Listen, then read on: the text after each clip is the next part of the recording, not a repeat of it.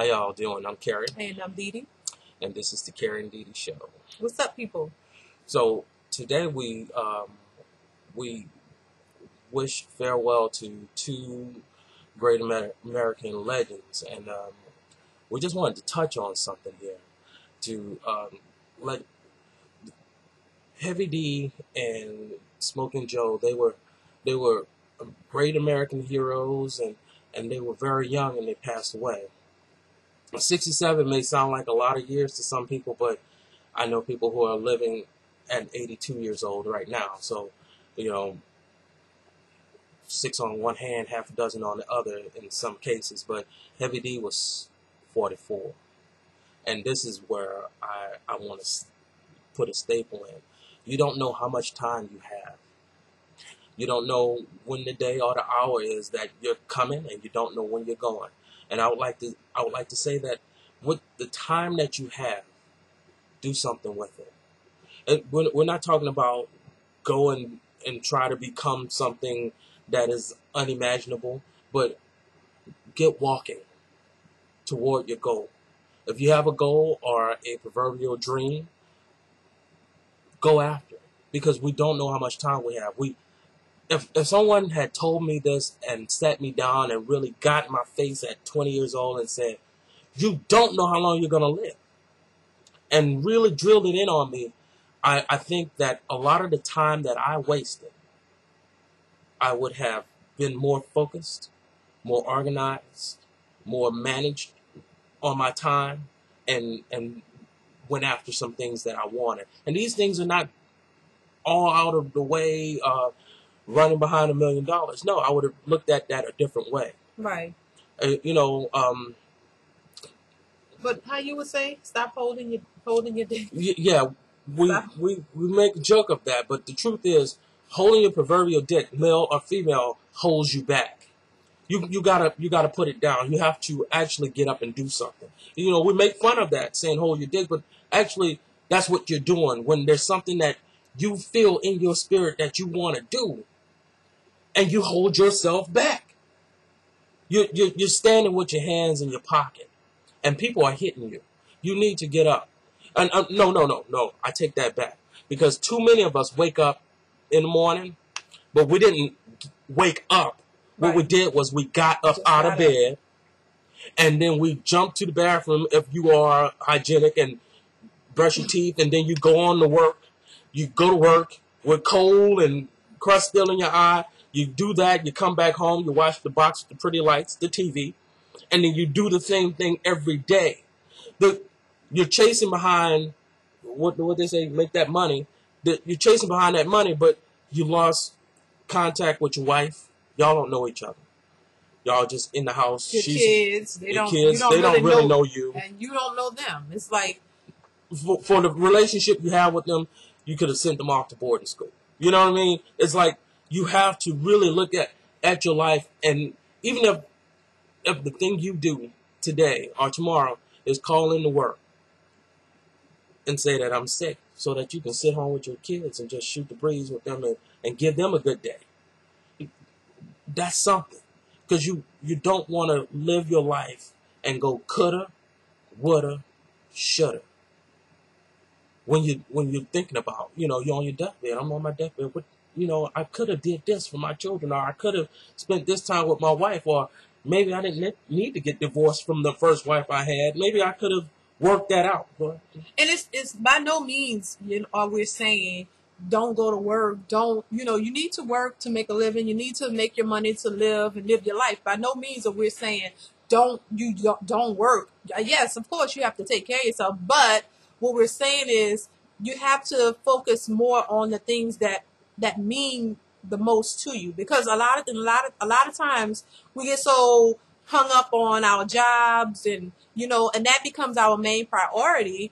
But you have other priorities. You have a family, you have other priorities, other things that mean a lot to you. And it's in many cases, those things don't become as apparent to you until it's a loss, until something happens to a loved one, until somebody died. Then you realize how much time you didn't spend with them. Then you realize how much time you could have had with them, but then it's too late. Like Kerry said, woulda, coulda, shoulda, however you say it. You could have done a little bit more to, to make sure the people in your lives, the people that mean the most to you, that you are spending enough time with them, that you're creating memories with the ones you love. Your whole life shouldn't be just about work, work, work, work, work. That shouldn't be the only thing, your main priorities. Yes, you need to work. Yes, you need to take care of your kids. You can't just sit down and not do anything and take care of your family, but you have to find a balance. You have to find a time, where you can, the time that you set aside, it should incorporate things, with the people that you care about the most, because you never know. You could be here today, gone tomorrow, and then, or someone you love could be here today, gone tomorrow, and then that's when, people get depressed because they feel like, if you don't get it, you rushed out to work and something happened, God forbid, something happened to your child or your husband or your wife, and you leave, and that day you didn't say, I love you. You didn't have time. You didn't have time to give them a hug and say, I love you, take care, I'll see you later. You rush out and then come back, and it's like, that's tragic to me. And going back to the money thing, I always say this: we suffer because we're unorganized. We don't really know what we need. We just know what we want, and we never wrote anything down to see what that is worth. The Bible says, "Count up the costs," and you need to count up the cost for the things that you have, the things that you need, and the things that you want. And then divide them by 30 and see how much money you need per day to live that life that you're talking about. And I'm not talking about going out and trying to make $1 million and not know what to do with that. I'm talking about dealing with what you have right now, because you can't move forward if everything around you is a mess. You have to look at your life for what it really is right now, so that you can make those decisions. I need time with my wife. I need time with my kids. I do need to make money, but this is how much money I need.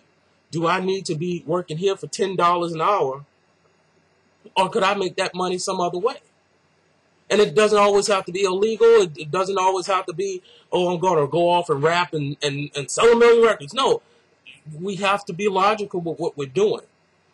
And that way you can move on and start businesses and build your life and design your life the way you want to. We're not telling anybody to quit their jobs. No. We're not telling anybody. We're just telling you to look at your life, because there's not a whole lot of time. And be appreciative of the little things that you have. Everybody can do that. Just don't wake up in a grouchy mood all the time. Because look, I'm guilty of it. Trust me. I am not perfect in this situation, I'm guilty of waking up in a grouchy mood, being grouchy for no reason. And what it does, it takes away from the things that's most important. I have to catch it. I have to realize, hold up, wait a minute. Why am I tripping? Like, this is no reason to be tripping. Like, get it together. And I have to remind myself, wait, stop that, because it's not worth it. You spend a lot of time being stressed out and tripping for no reason when there's no real reason for it. And I realize that if you wake up with a negative attitude, then negativity follows you all day. So if you wake up saying, frustrated, oh shit, I'm tired, oh, this is too much, oh, I'm mad, I can't do this, oh my gosh, I gotta do all this, well, your whole day is going to be crappy, because you've already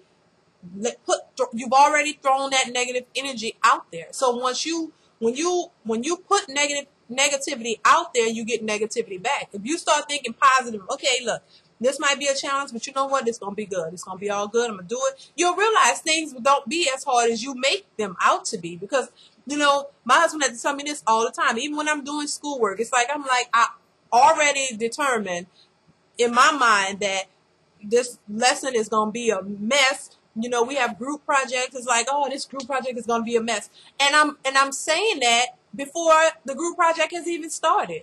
So I realized as we go through that process, yeah, it's a mess. Only 2 people show up. Yes, I have to do a lot of the work. Why? I've already created that cycle. I've already put that energy out there. So that's why, if and I realize, trust me, it's like, if you put positivity out there, if I go into a situation thinking positive and just have positive thoughts and don't trash it before it even gets started, but just tell myself it's going to be all right. It's going to be cool.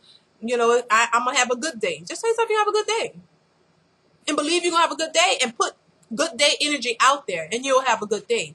We don't realize that our energy, your energy, the energy that you project basically kind of controls the way your life goes. So it's just crazy. My whole point to this is just enjoy your life.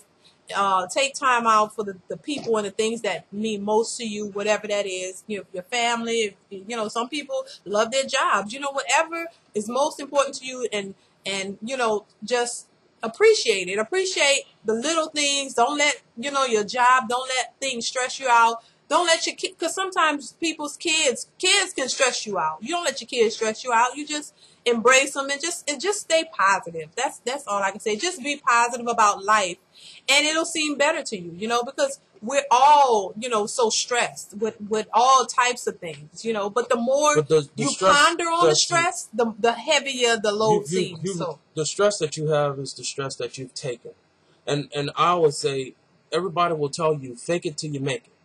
They'll say fake it till you make it on your job, fake it till you make it on a business that you want, or with a girl that you like, or a man that you like. Mm-hmm. But you won't say that about your day. You won't say, oh, I'm going to fake like I'm happy until I am happy. Oh, no, that's not real. But you'll fake it till you make it on everything else.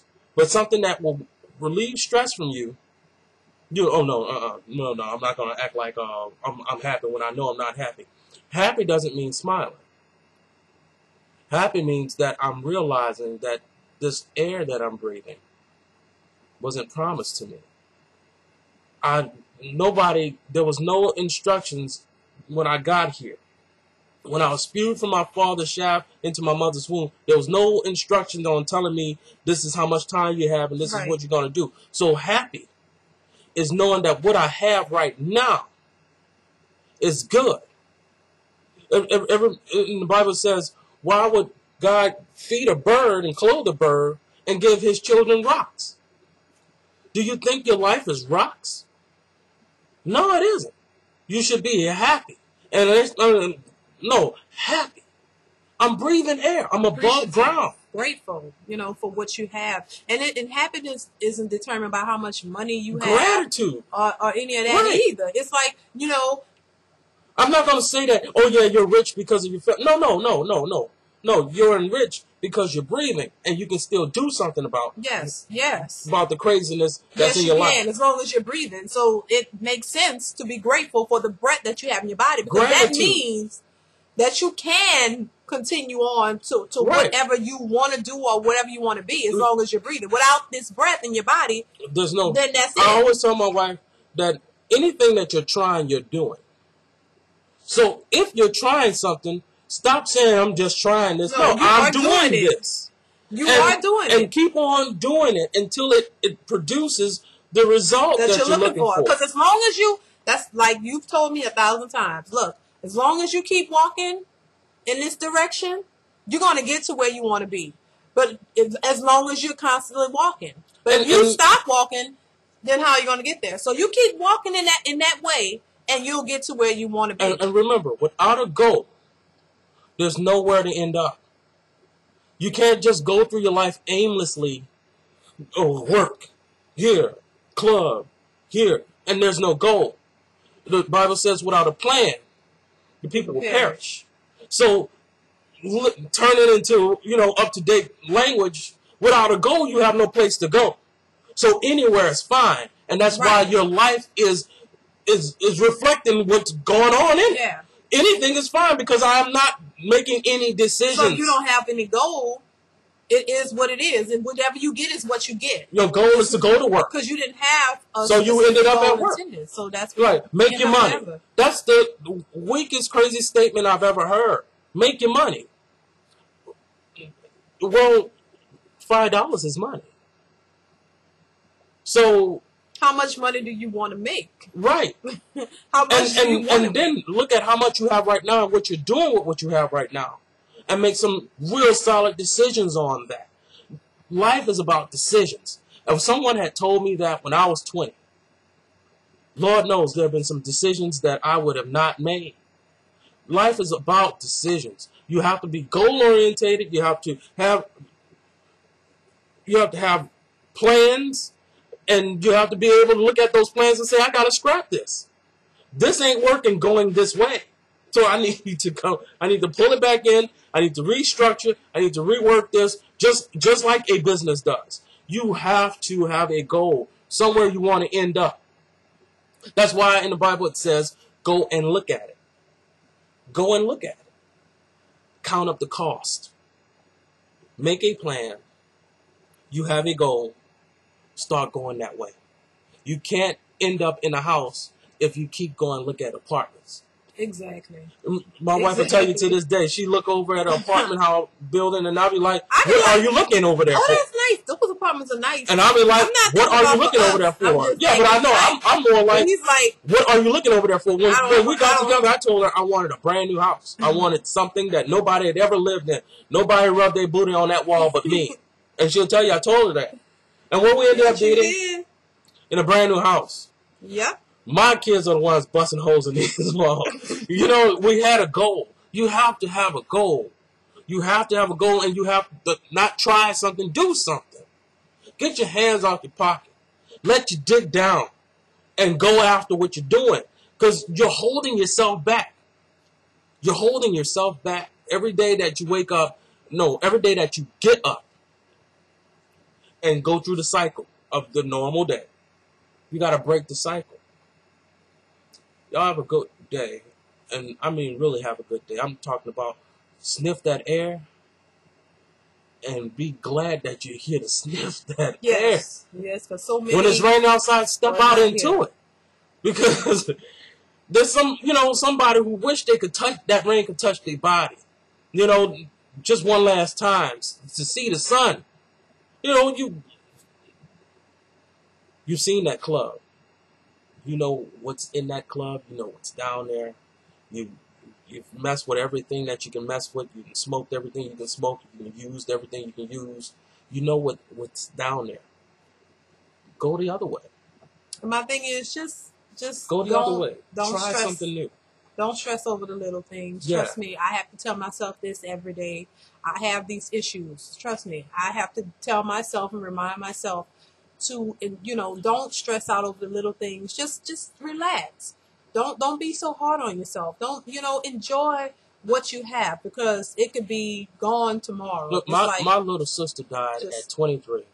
My wife had Bailey in her stomach. Too young. My cousin calls me. This is when pages was big. They're paging me all day, and I'm just not paying attention to this damn page. My sister is dead, and I don't even know. I'm going through my day. Trying to tell They calling me. My mom is calling. Everybody's calling me, and I'm not. I ain't got no time for that. I got to do this. Got to do that. Got to do that. I get home. I get this page, and my cousin's on the other end of the line. She's like, "She's dead. She's gone." Who? What? I let out a scream that you'll not believe. She was living. The accident had happened. And she was living all the while they was paging me. All the while they was hunting me down. She was living. And I was so busy in my own life that I didn't get to see my sister that one last time. That one last time before she took her last breath. Because I was too busy doing me. I was doing me. 23 years old. The next time I saw her was I left the house, and I happen to know people that know people, so I can go. I went to the morgue and look at my sister dead. My little sister. I'm looking at her. She's gone. We just started building a relationship. We just found each other and everything, and she's gone. She's dead. Next time I see her, we're putting her in the ground. You know what I'm saying? You have to